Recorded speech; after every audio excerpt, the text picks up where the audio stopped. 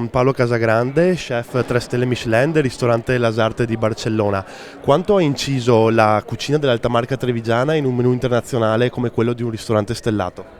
Ma io credo che la base principale per un cuoco è non dimenticare mai il suo territorio, dove è nato, la sua regione, i suoi prodotti e cercare sia dove sia a cucinare di utilizzarli, utilizzare le tecniche che ha imparato quando era più giovane nel suo territorio. Nel mio caso io sono andato via molto giovane, però porto sempre con me nello zaino quello che ho imparato qua, che ho imparato a scuola e quello che ho sempre mangiato fin da piccolo. Ma io credo che è importantissimo sempre avere delle persone che marcano la tua strada, che ti aiutano a crescere. Credo che è importante far crescere quelli sotto di te, perciò per me è stata una fortuna, mi sono trovato con grandi professionisti e grandi persone come Martin Berasategui con il quale lavoro da 18 anni per esempio. È una persona che mi ha dato tutto, io a lui negli ultimi anni ho fatto del mio meglio per crescere e per far felici le persone che vengono a mangiare da noi.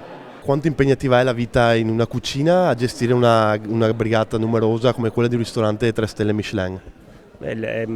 Senza dubbio c'è tanta responsabilità, però io sempre dico che abbiamo la gran fortuna noi cuochi di fare quello che ci piace. Nel mio caso il mio lavoro è la mia passione, perciò il giorno per giorno non so cosa mi aspetta ogni giorno, perché è vero che siamo tante persone, perciò può iniziare il giorno di una maniera e finire in un'altra, però mi diverto e faccio del mio meglio per passare meno stress possibile. Con il sindaco di Susegana, Vincenza Scarpa, cosa significa per una comunità avere una personalità come quella di Paolo Casagrande? Beh, intanto una grande sorpresa perché l'ho scoperto solo da poco. La mamma con cui ho lavorato per 20 anni ha sempre detto che aveva un figlio cuoco, ma mai mi sarei immaginata che invece fosse uno chef 3 stelle in Spagna. E poi una grande emozione perché è sempre bellissimo per una comunità poter dire di avere un'eccellenza nel- all'interno del proprio territorio.